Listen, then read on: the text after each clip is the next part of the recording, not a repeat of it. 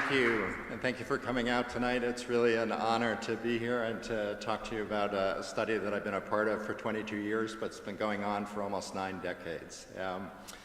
I've been privileged enough to spend my sabbatical here at the happiest and most welcoming college at Oxford, and it is true there's no Deer Park, but it's a wonderful place to be, so I'm also thankful to everyone here for welcoming me and providing a nice home away from home. So I'm going to try and reconnect. This is officially a lectureship that gives at least honor to the history of moral philosophy, and part of my goal tonight is actually to reconnect psychology and philosophy, which divided long ago, but we're going to try and make a reconnection again. So this is my plan, and I'm hoping to have a little bit of time at the end for questions and discussion as well.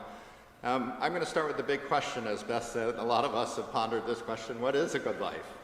And we'll talk about some of the key terms and related questions. I'm going to make a case for science being part of this discussion, and particularly the close study of lives, and I'll describe this study that I've been a part of as part of that effort. I'm going to make the case for social connections being the answer to, at least part of the answer to, what is a good life, and I'll use some science to make that argument for you. And then I'll spend a little bit of time talking about this particular moment in time and why I think it's challenging for us to make connections. There's something particularly unique or a confluence of factors that I think are important for us to talk about. I will talk a little bit about steps we can all take besides coming to gatherings like this to live the good life. And I'll return at the end with really some questions and implications for moral philosophy and the kinds of big questions that we tend to ask. So if you're like me, you might have contemplated in your lifetime big questions. Questions like, what is a good life? How do I find meaning in life? What kind of person should I be? What should I do in my life? What are my obligations to others? What might a society that maximizes happiness look like? These were questions that were important to me growing up and certainly in university. And like others, I looked to religion, I looked to ancient traditions, including philosophy, for answers to these questions.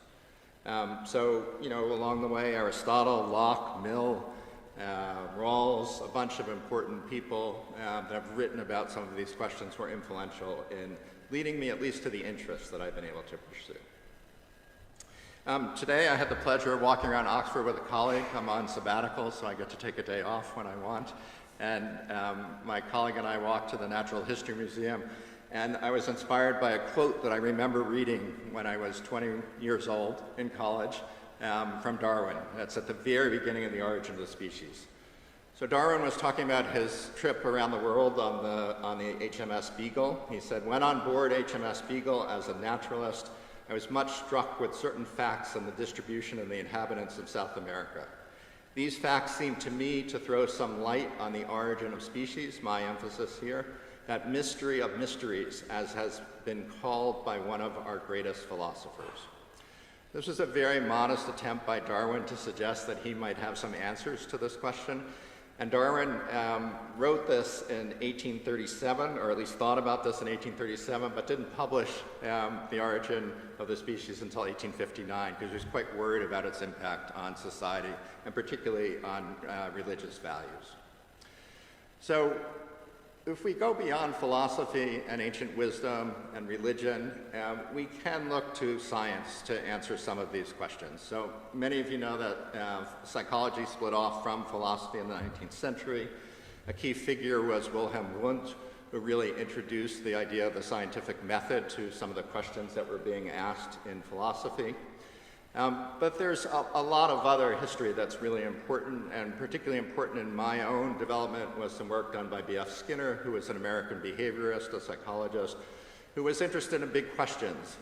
He was curious about whether we can apply psychology findings and theory to perfecting society, to making an ideal society, really applying science to help with significant societal problems. His strategy, Skinner was a behaviorist who was interested in the effect of rewards and punishment on behavior, so his strategy was to reinforce pro-social behaviors like kindness and helping others and cooperation. Didn't talk a lot about punishing, but he also thought that that might be an idea as well for shaping behaviors. He wrote 2 books that were quite influential, Walden 2 and Beyond Freedom and Dignity. And part of the reaction to Skinner was interesting. There was a kind of backlash that utopia is not really possible. Who gets to decide what pro-social behaviors are? Do we actually have free will if there's a system of rewards and punishments that are shaping our behavior? So I'm not going to talk about Skinner or that particular approach, but I just want to, again, make that connection between psychology and philosophy that I think is important. Philosophers like to define terms, and so do psychologists, so I'm going to start with some terms. And I'm going to do this obnoxiously by showing you the 2 English-speaking covers of our book, The Good Life. So on the right for you is the American version, on the left is the English version. Some of folks saw this at the beginning and commented on the difference. The American version is highly colorful, and the English one is a little more subtle. True. Both talk about the good life, obviously, so we want to understand what that means. Both refer to happiness in the subtitles there, and refer to our study, which I'm about to talk about as the longest study of happiness. The American version talks about a meaningful and, that's so small on my screen, satisfying life. So we also want to think about what role that plays as well. There is a distinction, goes back to the ancient Greeks, between hedonic and eudaimonic happiness, and it's relevant here, so I'm going to go through it. It's also fun to think about the origin of the word happiness. So if we look through history, happiness in most languages really translated to something akin to good fortune. So it was having good luck and being put in a privileged position. Eudaimonia, which came from the Greek, was something Aristotle talked a lot about. Eu refers to good, and the daimon is a god or spirit or demon. So we're talking about good luck, good spirit here. Happiness, since we're in the UK, important to recognize that part as well, and I really love this. It's a kind of reminder. Really has to do with the Old English word hap. It's what happens to us, happenstance, that same idea. So again, this was good fortune. As life became better and more predictable, as we got more privileged and many more resources, we began to talk about happiness as an internal experience, not just what happens to us. In the ancient Greek tradition, again, Aristotle in particular influential, this idea of eudaimonia, really important, and there are really 2 facets here. One is a distinction between pleasure, so having chocolate and marshmallows on a nice cookie sandwich, versus a kind of virtue or meaning or sense that life is, you're functioning well in life. Also has to do with character as well. The other distinction is between a fleeting experience, I'm feeling joy or happiness in this moment, excited to be here with you, versus a longer term sense that life is good, that I have meaning in my life. Those 2 distinctions are part of how we investigate happiness in the study I'll describe and how most social scientists think about it. So the hedonic kind of tradition focuses on current states. We might ask how you're feeling right now. And the eudaimonic tradition would focus on a more sustained kind of attitude or outlook. Overall, is your life satisfying? Is your life meaningful? And we can also talk about it as flourishing, suggesting that it may be more about just immediate gratification. These are some examples from the study that I'm going to describe to you. How are you feeling today? We can also ask this question in the moment, how you're feeling right now. Simple scale 1 to 7, from unhappy to very happy. We can be more differentiated. We can ask a bunch of different emotions, both positive and negative emotions, and look at the ratio of those 2, and social scientists do that. And then when we're interested in studying eudaimonia, we might be interested in this more sustained idea. So here are 3 questions from what we call subjective well-being or life satisfaction. Life is close to ideal. I'm completely satisfied with life. Life is excellent. Again, you rate the degree to which that's true in your life. We might expand this definition. I'm going to come back to this at the very end when we're thinking about flourishing and eudaimonia. We can think about other signs of adaptation. In our study, we've been particularly interested in how people cope with challenges. One of the things when you study people across 9 decades, challenges are inevitable. It's really how you meet those challenges that's the key. So your ability to cope, we can ask people how they cope. We can also observe them in challenging situations, under stress, handling conflicts with a partner, and we can also ask them and to talk about stresses in their life and observe some of the ways that they engage or don't engage with them. I want to tell you about two men that were part of the study. They became part of the study when they were young men in college. They were born in the 1920s. One is John Marsden and one is Leo DeMarco. John Marsden was born to an upper middle class family in Ohio, in what we call the Midwest in the United States, really though towards the East Coast.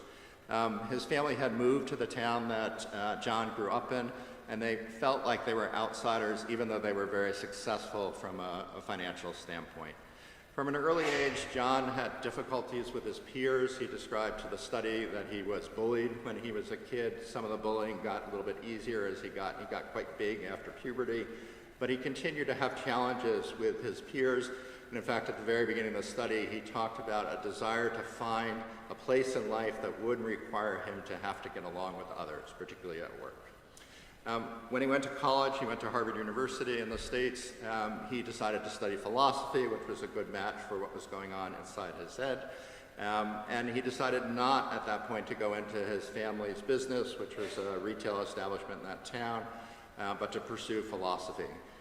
During his time at Harvard, the war broke out. This was now the 1940s.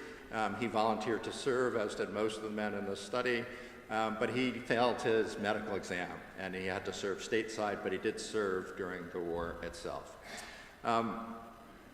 While he was, after the war, he came back, he went to law school. He did very well, by the way, at Harvard. Socially, he found it awkward, but he did quite well academically. He went on to the University of Chicago, which is one of our top law schools, and graduated near the top of his class. But he continued to have these social concerns. So one of the first things he told the study is, I don't plan to get married till after working at a firm. Marriage would interfere with efficient learning in my profession. And he married at age 34, which for this cohort was quite late. Leo DeMarco was born in Vermont, more middle-class family, attentive, caring parents. He was quite an athletic kid. He was quite fast, and he was the star of the track team. And then when he was about 14 or 15, he broke his leg, actually, unfortunately. During that year, he also had a teacher who was an English teacher, a literature teacher, who inspired him, and he kind of buckled down academically. He hadn't been a particularly stellar student, but he became quite inspired by that teacher. He was interested in writing. He was a gifted writer. The teacher noticed that and encouraged that. He too went to Harvard. He studied history when he was there, did okay, not outstanding, continued to do his writing, and continued to hope that he'd have a career that involved writing. He volunteered for the war, served in the Navy in the Pacific Theater in Asia during the war, and at the very end of the war, two challenging events, family events, happened. First, his dad died quite suddenly before he was able to get home to see him, and his mom was beginning to show signs of an illness that they later figured out was Parkinson's disease. So the thing that Leo did is he went home to be with his family, to help his mom and to be around to provide support for everyone in the family. There was a local high school that needed a history teacher, and he said, okay, I'll do history. He had taken very careful notes when he served in the war, hoping to write a book about his experiences, but very quickly he got absorbed in the teaching of history. He met the love of his life soon after that, Grace, there's a note here. He says that Grace was the love of his life. The study said about John that his manner is one of quiet shyness, reserve, and moderateness. If you read carefully through it, they thought he was kind of boring, actually. Altogether, though, he impresses one favorably. Okay, so what's the study that I referred to? It's the Harvard Study of Adult Development. It started in 1938. Originally, it had 724 participants. All young men, by the way, are young male adolescents. 2/3 of that sample came from the inner city of Boston, from Boston's poorest neighborhoods. So they were living in quite disadvantaged circumstances in crowded tenement buildings, often had very large families. Most grew up without running water or toilet facilities. Most of these families had come from abroad, fleeing poverty or discrimination, so they were sort of doubly marginalized. They were poor and recent immigrants to the US. Many didn't know English when they came over. The college sample was the remaining 1/3. These were students including John and Leo from 4 consecutive classes at Harvard. In both studies, there was an interest in trying to understand what leads to human flourishing, what leads to people doing well. Obviously, very different circumstances. Inner city poverty, no advantages, lots of difficulty with getting a leg up. Harvard already a perch that was quite privileged and had many advantages. All 724 of these participants were followed very, very closely throughout their entire lives, from late adolescence, young adulthood, throughout their entire life until the end of their life when they died. By closely, I mean lots of interviews, lots and lots of questionnaires, lots of what we call poking and prodding, physical measurements of their bodies, medical exams. We got to know these participants quite well. All 724 homes of the original participants were visited. There were interviews with the parents. There were observations of the parents with the children, so we had a sense of what that connection was like as well. The sample was expanded along the way, so women who were wives of the original participants were invited to participate as full participants. They said it's about time. This happened before I became part of it, but we were pleased that they joined the study. And now we're studying the more than 1,300 children of the original participants. So it's an ongoing study. About 7 years ago, before we wrote the book, The Good Life, my colleague and I stepped back and we tried to see if there was a theme here that we could share with the general public.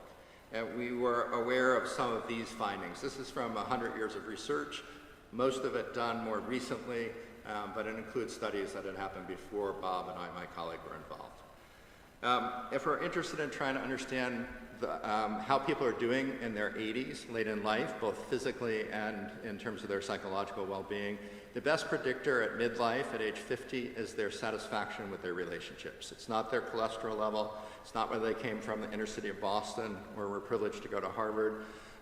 It's not how much income they had been earning or the wealth that they had accumulated. It's their relationships that matter. If we're interested in trying to understand how they're doing in their intimate relationships late in life, we can predict that by those visits that were done in 1938 by researchers in all 724 homes. So more consistent, warmer parenting is associated with intimate relationships that are closer and what we call more secure, safer in old age. It's also associated with their ability to cope with challenges in midlife. A finding from our study and many other studies, we're happiest on days we spend time with other people. And we established that by following people carefully across an 8-day period and closely examine their mood and also their interactions with others. And then finally, kind of tease here, if we look at those intimate relationships in their 80s and then we come back 5 years later, we can predict how well they're going to do on memory and cognitive tasks. So one of the things that happens as we age is we all lose some cognitive abilities. Folks that were in more secure, closer, more satisfying relationships show less decline in memory 5 years after they were assessed. So let's come back to John and Leo. Study followed them across their entire lives. It's now 1967. They're in their 40s. Favorite part of your job? John says creative parts of the job, the research. He enjoyed the writing part. Least favorite, he says pushing paper, and when pushed, he also said getting along with others is a challenge. Leo was so popular he kept being asked to be an administrator. They wanted him to run the school. Students loved him, his colleagues loved him. He said teaching history, teaching generally, the students, I'd hate to give up more courses, he said. Least favorite, we might have a few academics in here who could predict this, grading exams. 1975, they're 50 now. Salaries are quite different. In today's dollars, they would be really dramatically different. Lawyers earn much more than high school teachers. True, false questions. Life has more pain than pleasure. John, true. Leo, false. I often feel starved for affection. John, true. Leo, false.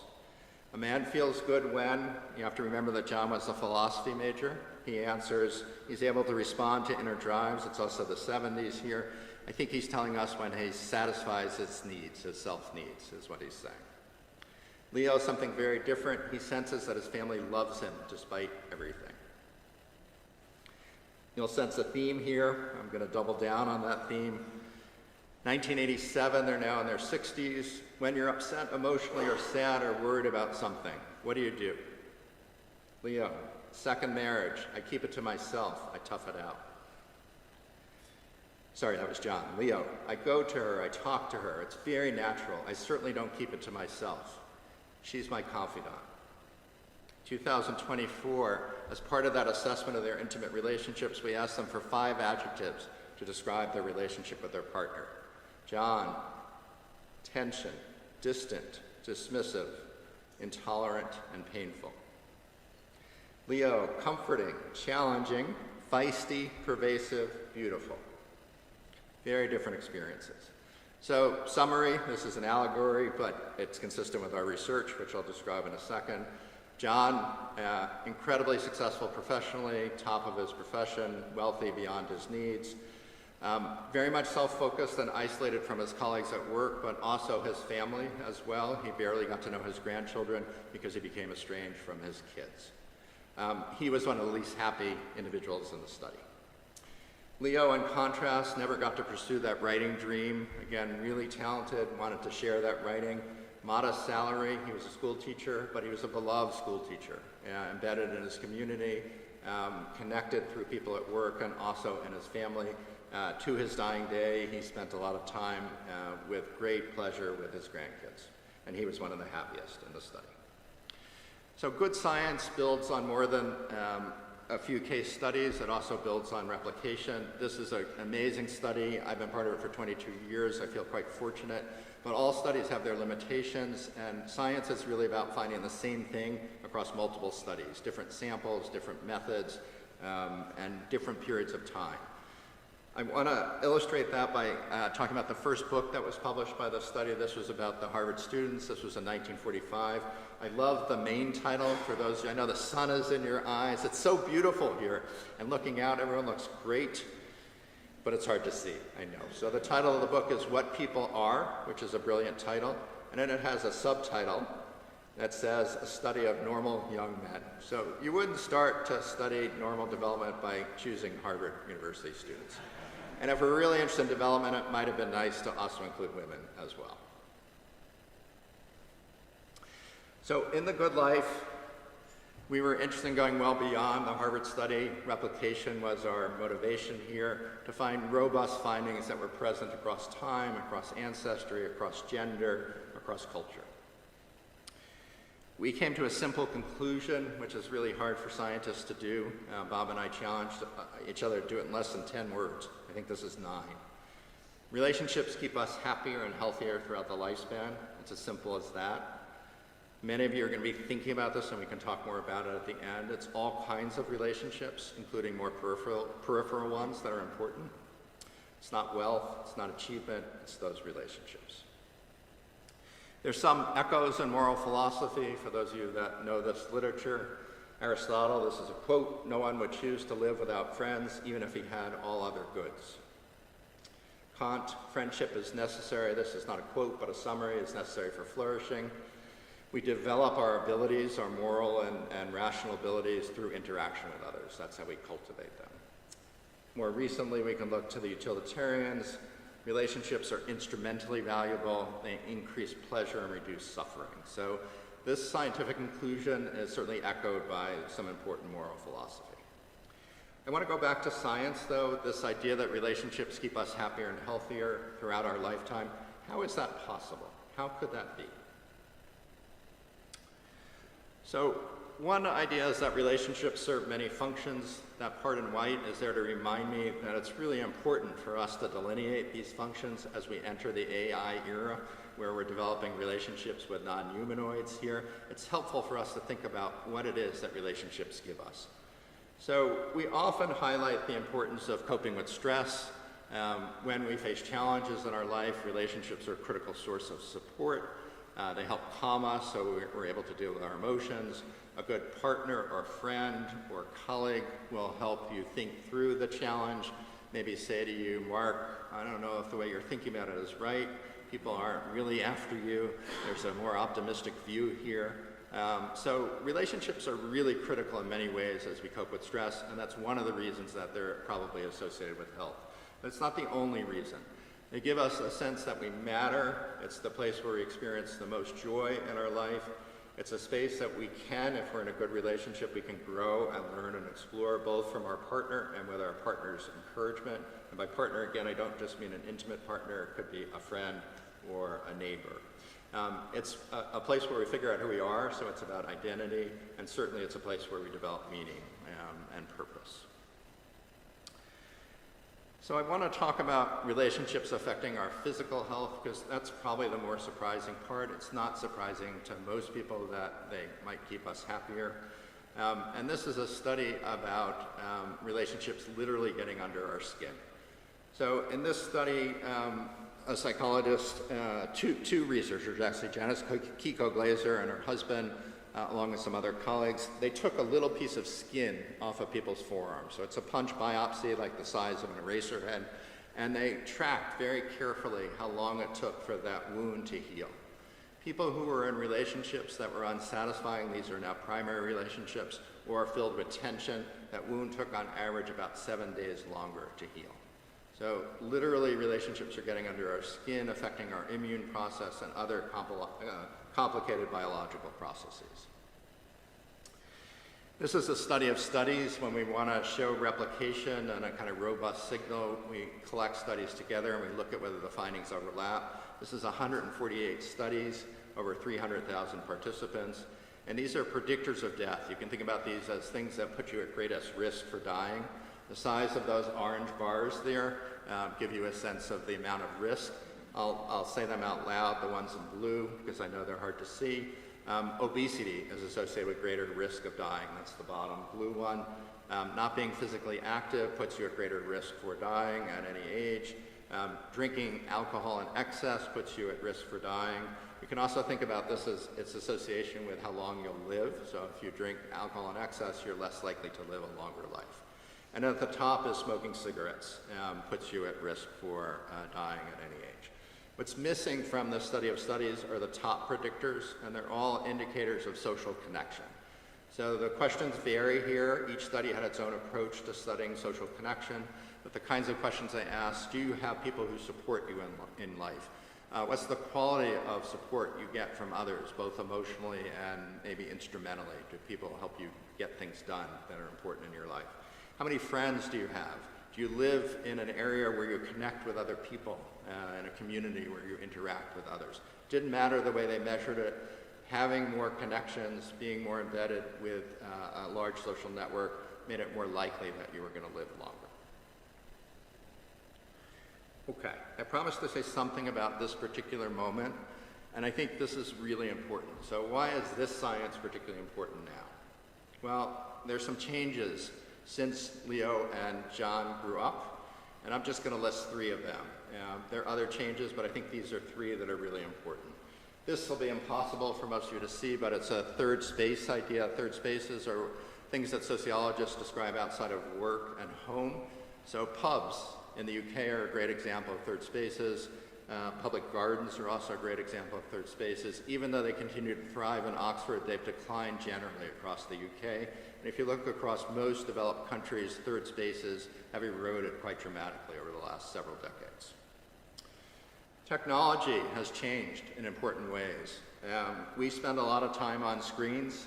I'm using a screen to talk to you today. It distracts me a little bit from my attention on you.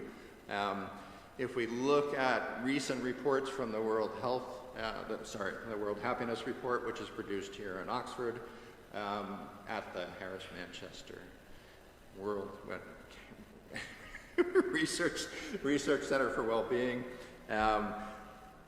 One of the conclusions reached in this year's report is that teens are spending 5+ hours on social media, not just on screens, but on social media. So it's beyond distraction and use of time.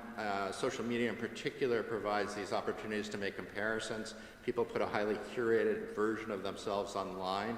So we're all seeing this, not just kids. We're seeing people at their best or with their shiniest things, and we all, because we're creatures of comparison, feel like we don't meet the bar that other people are meeting.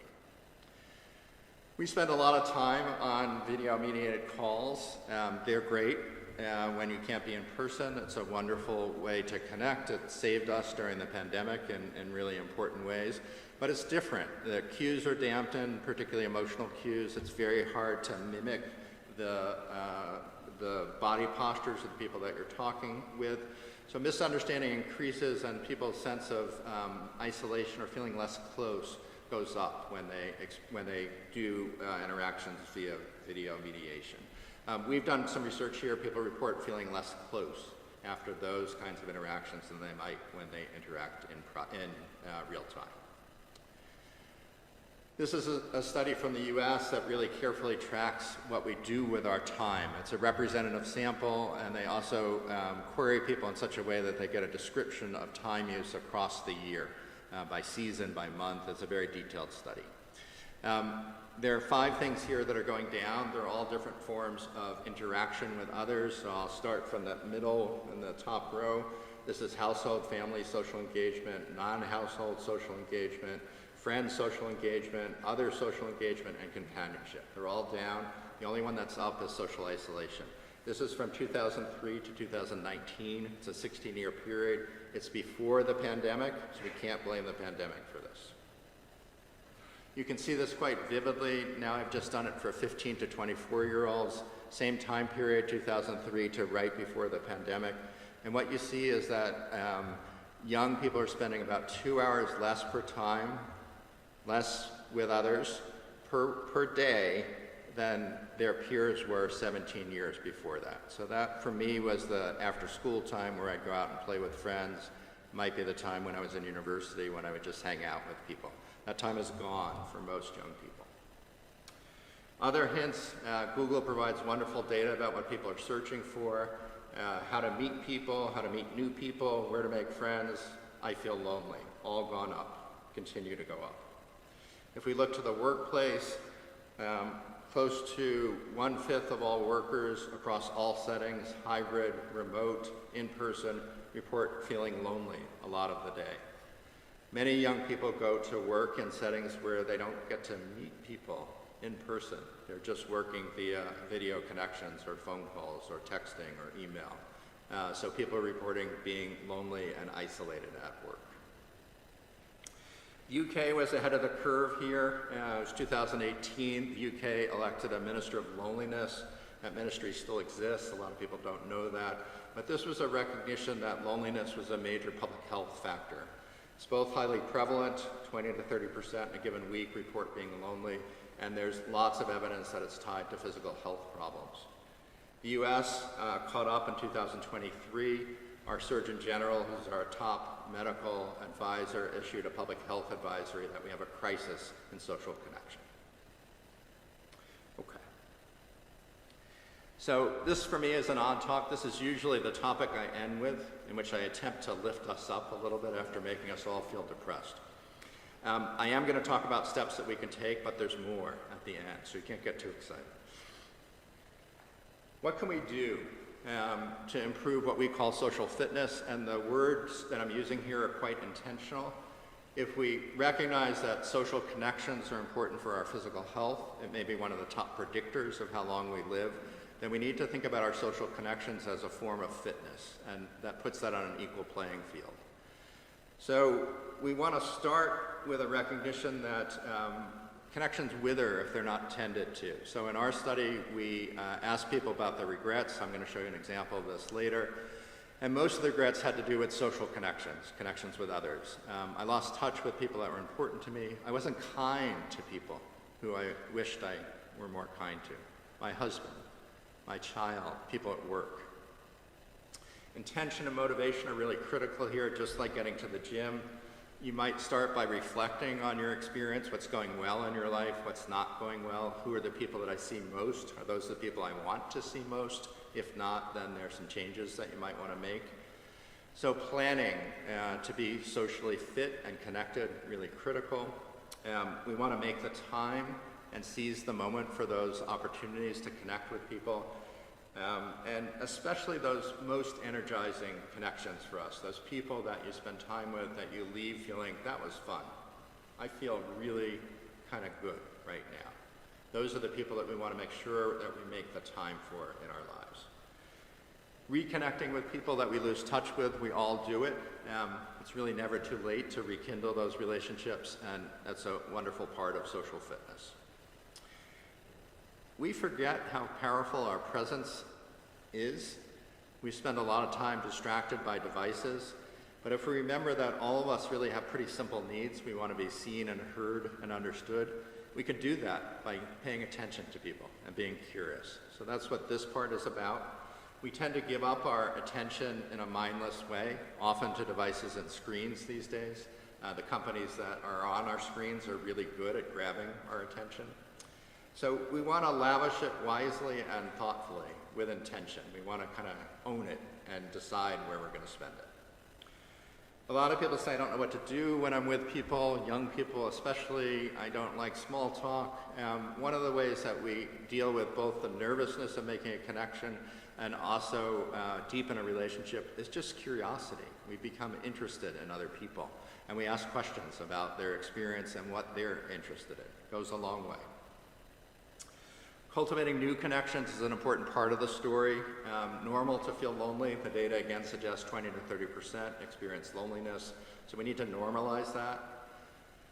There's some steps that we can take. Research suggests that we make friends gradually over time. The amount of time is estimated to be about 50 hours for the beginning of a relationship that we feel is friendly. It requires intention, it requires time, and it also requires repeated contact across time with people, often doing things with them.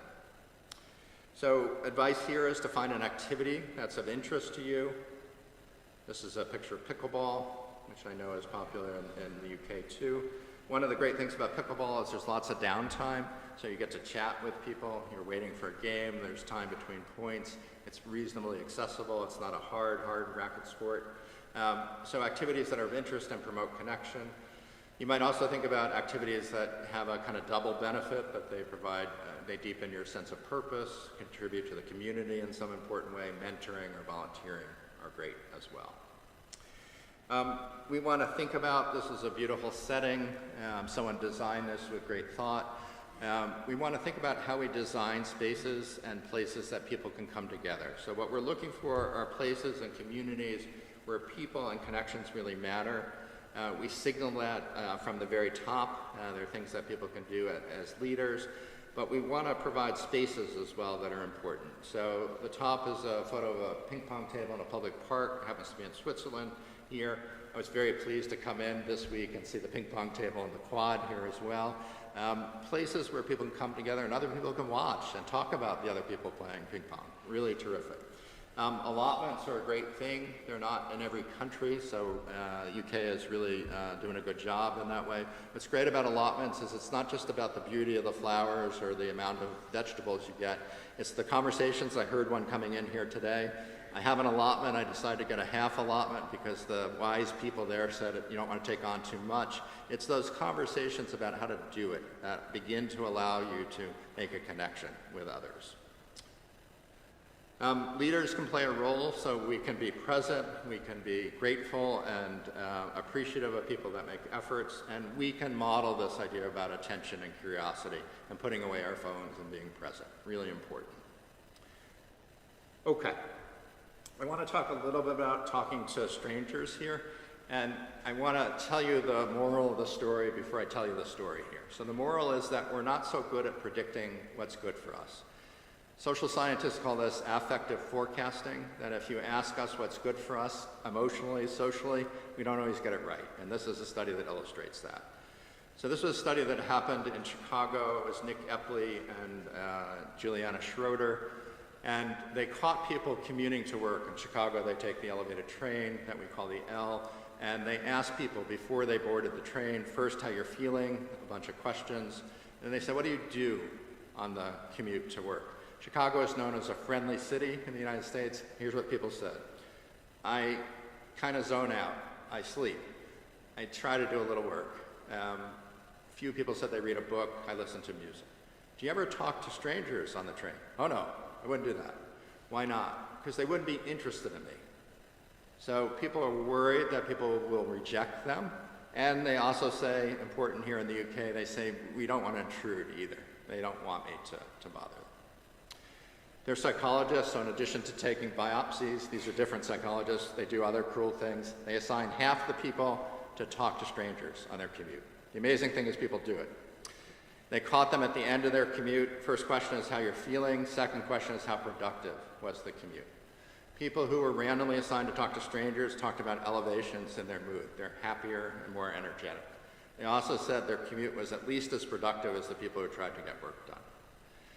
We tend to forget that feeling. I'm traveling, I'm out of the United States, and when a stranger talks to me, it's very exciting. I feel a sense of safety or connection. They don't think my accent is too weird. But all of us have that encounter. Maybe it's the person who serves us coffee, or the person in the dining hall who cleans up the tray. When we have a real conversation with them, not just hello, that deepens our sense of connection, it's really an important feeling for us that people tend to experience as energizing. The UK also brought over, this is from Grandmothers in Uganda. It wasn't invented in the UK, but this was part of the Ministry of Loneliness response here, was to bring over chatty benches. There's one, I think, in Oxford that I'm waiting to go to. I haven't seen it yet. But you know that experience when you go to a park? How many people know chatty benches before I talk about them? Okay. So you go to a park, there's a bench. It's usually green or just pretty wood. And you sit down and someone sits down next to you and you're not sure whether you should talk or leave the person alone. Chatty benches were designed to break that problem, the social problem. If you sit at a chatty bench, the expectation is that you will talk to the person who sits down with you. So one of the tricks in life I'm going to suggest before I return to philosophy here is that we need to create our own chatty benches, those excuses for conversations. I'm going to use a travel example again. 30 years ago when I was younger and traveling, we didn't have phones. So it was quite common, excuse me, sir, can you tell me how to get to Harris, Manchester? We don't have those conversations anymore. We look at our phones for almost everything. So we need to be creative about creating those conversations, making our own chatty benches. Okay. This is a painting by Paul Gauguin. Gauguin was struggling. This was near the end of his life. In fact, I think this painting was either right before or right after he made a pretty significant suicide attempt. He thought about some of the big questions, and I want to return to some of those questions and think about what this science that I briefly talked about what the implications of that might be. So I say this in all humility. Charles Darwin is a huge hero of mine, so I'm paraphrasing Darwin here, but I'm not at all suggesting this kind of contribution. Darwin made an astounding contribution to science, but perhaps science might have some contribution to important questions in philosophy. So the first is a recognition that philosophy is partly about reflection and thought, asking big questions and thinking about, from my perch, what seems to be the truth out there in the world. And one of the important things psychology suggests is that our perch in life, where we are in the lifespan in particular, affects our idea of what's important, about what our motivations are and what we see as most important. Laura Carstensen is probably the key figure here. She's a psychologist that came up with something called socio-emotional selectivity theory. And the basic idea is that as we get towards the end of life and we see that the runway is no longer infinite, that there is an end, we begin to prioritize certain things over others. So if we compare young people to old people, young people are doing what they should be doing. They're seeking out new information and experiences, prioritizing that. Older people are doubling down on connections to others and prioritizing emotional well-being. It's kind of like a form of emotional wisdom, if you will. They've figured it out, and this is where they want to spend their time. Our study, before I was involved, George Valiant was the director of the study, and he spent a lot of time promoting the idea of generativity. It's an idea that also comes from Erik Erikson, that some of you know, an important psychologist. And generativity is about giving back. It's also about a recognition that your time on earth may be limited, and if you worry about your legacy, generativity is one way that you are remembered, that you have a legacy. And that's connected to this runway idea. So we asked people about whether their philosophy changed. This was in their mid-80s to late 80s. Has your philosophy in life changed over the years? Here are 3 of the responses. People and experiences are a much higher priority than things for me. I no longer fear death. Life is ever so short. Every moment is precious. Even more aware of the swift passage of time and determined to make each moment meaningful. So this is what Laura Carstensen is talking about. When we ask teens, this is not our data, this is from a data in which it was the old days, they beeped them when they had beepers. You could imagine calling on their phones. What are you thinking and feeling? These are teens. Think about high school students. What are you thinking now? Jealous because I saw Melanie walking with Don, her boyfriend. I'm going to dump Darcy. What I have to do to break up with my girlfriend. Worried and nervous because Tom is supposed to ask me out. I hope I don't goof. Very immediate. Very much about making connections, but also about autonomy as well. Oops, we missed the best one. That my mom belongs in a mental institution. Not really related to autonomy and immediacy, but I love that. These are other life philosophies. Again, as people are mature in life, I don't think philosophy helps people over rough spots. Hugs help, also encouragement and praise. Rough spots come and go. I have better skills for dealing with them, greater ability to involve others in problem solving. I wish to fulfill those whose lives depend on me. I like to make people happy.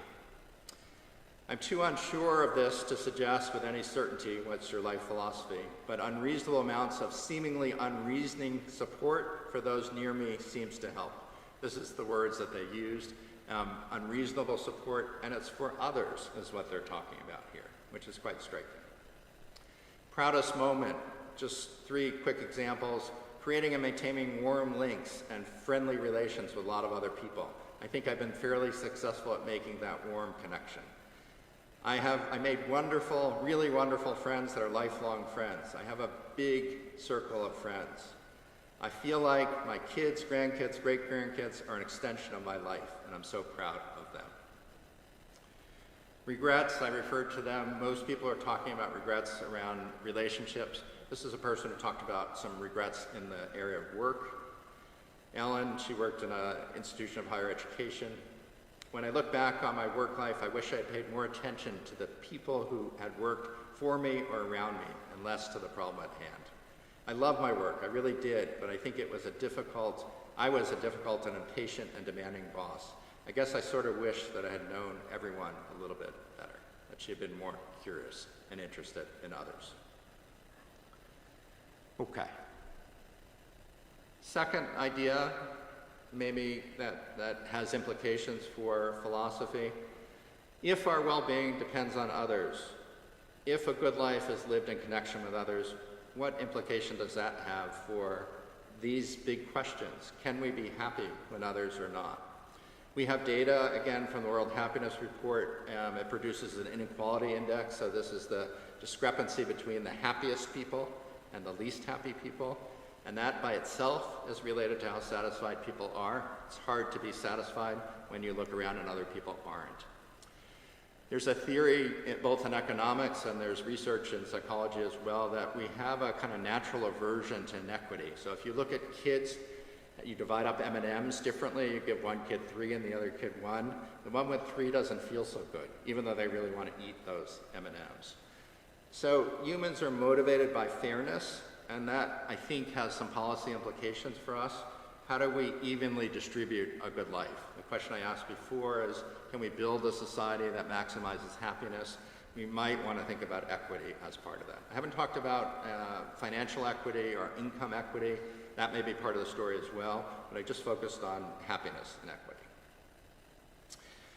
The last point I want to make is, are there other dimensions of happiness or flourishing that we want to add? So maybe social connection should be an important part of it. It really is when we do it, although some batteries begin to include social connections with others. How are you doing in your connections with others? There's a psychologist who had a book that attracted some attention, Life in 3 Dimensions, Shige Oishi. And Oishi was interested in this idea that he spent, and he knows many other people, a lot of time in his life doing difficult things, being curious about things, exploring things, challenging himself, even failing. And the idea that those things by themselves are enriching. So in addition to joy, momentary joy, in addition to meaning and satisfaction, maybe there's a third dimension here that is captured by psychological richness. Oishi talks about examples, traveling, studying abroad, sabbatical is a great example, challenging conversations, and again, doing things and learning from them even if you fail. I'm going to end there. Again, I'm happy to entertain questions, but I thank you for your attention and interest.